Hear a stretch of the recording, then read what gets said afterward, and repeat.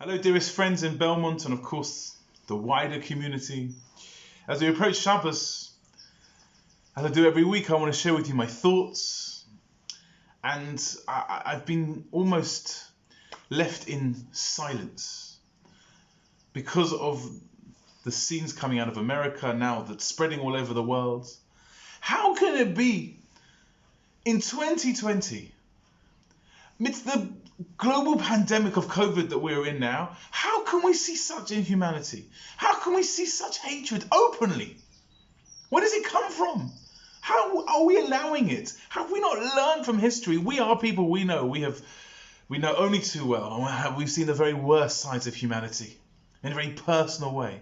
But how can it be the world? Is it a place where such things can happen? How do we react? Our heart, of course, goes out to all people that have been oppressed, all people that feel like the world hates them. Where does it come from?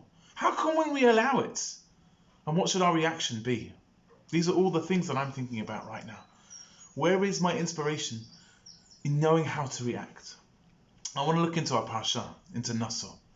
This week, 176 psukim, 176 long verses. It's the longest in all of the Sedrot. A bar mitzvah boy's nightmare. Except when you get to the last third of the parsha.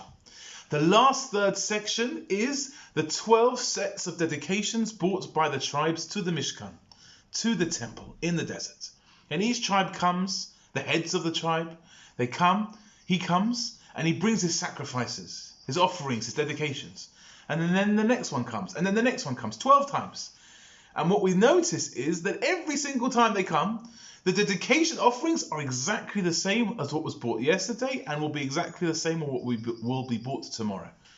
And it's repeated 12 times, the same 6 verses, every time they're identical, pretty much. So, and it's drummed into us from the youngest of ages that every letter, vowel, word, syllable, whatever it is in the Torah is significant and is not wasted, it's not futile, it's not pointless. So why repeat it exactly the same 6 verses 12 different times, over and over and over again?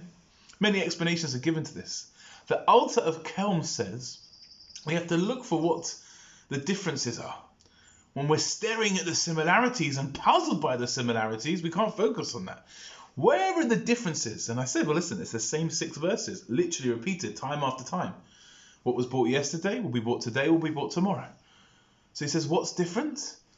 The person bringing the sacrifices. Each day, a different Nasi, a different tribal head, brought the sacrifices. The sacrifices, the dedications are the same, but the person bringing them are different. So he says, therefore, each one is different. Each one is unique because the heart, the mind, the soul, the action of the person is different, making it unique, making it different, making it special and significant. So in the similarity, we find uniqueness. Says the Altar of Kelm, that's why it's repeated over and over again, to show you the power, the koach of the actions of an individual. It might appear to be the same as another person, but because the neshama, because the soul of the person doing the action is so different from the previous or the next person, that makes the action so significant, unique and special. We say in our Pesukei Zimra, the introductory prayers to the morning service, every single morning, Gadol Adonenu v'Rav Koach. The God is great and he knows no bounds. Besunenu ein mispar. And his knowledge, what he sees, his seichel, his understanding, knows no limits. Rav Soloveitchik says on this, what does no limits mean? We often think no limits, no upper limits. It's amazing. God can see and comprehend and think and create anything and everything from the tallest mountain to the beautiful landscapes. But he says that's not only the sentiment of this pasuk, this verse. He also sees and knows all the lower limits. Nothing goes under the radar of God.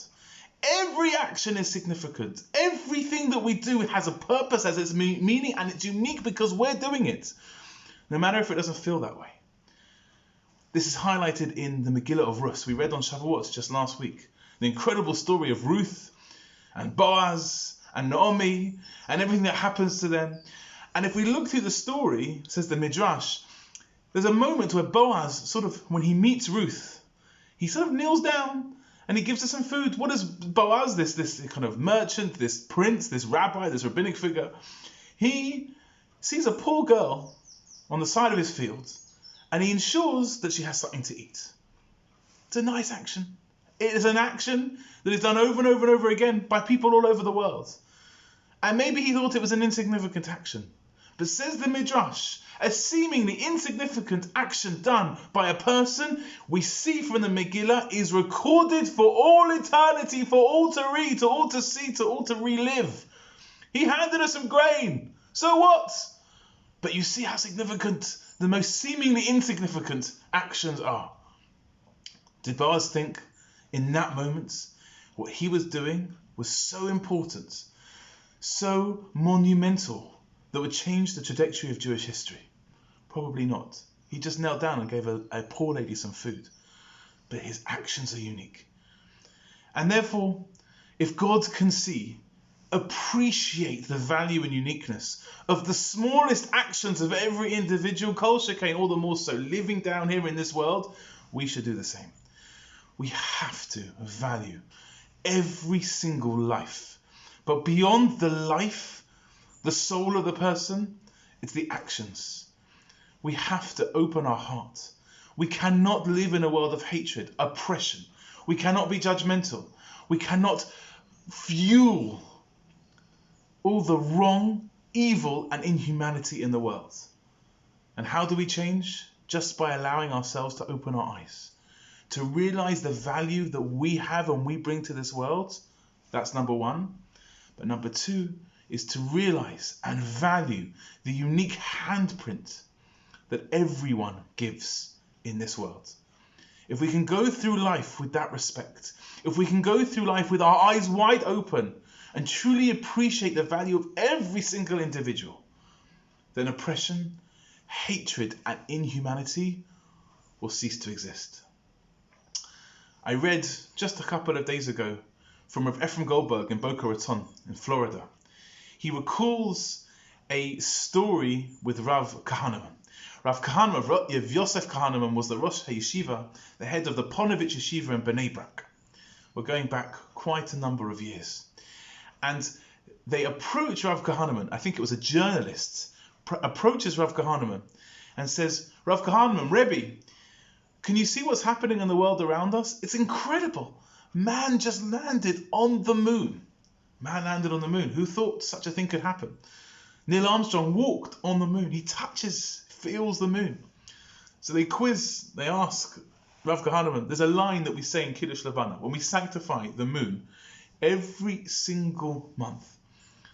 We say a line that we rejoice and we dance to Hashem, but we know that we cannot touch the moon. That's what we say. It's in the words. So they says to Rav Kahneman, should we change this lashon? Should we change this language? We can now touch the moon. And they got all het up about it and they want to know the answer. And Rav Kahneman reacts with the following. And you have to put it in context that Rav Kahneman's family were totally wiped out in the Holocaust. So he says as follows. When I heard about this great event, I approached the windowsill, looked at the people on the street coming and going, and I said to myself, you wretched world, what a foolish world you are. We reach up and connect with the moon, but cannot connect with our fellow man. I think his sentiments were totally bound up in the fact that stop worrying about the minutiae of whether we can touch or not touch the moon.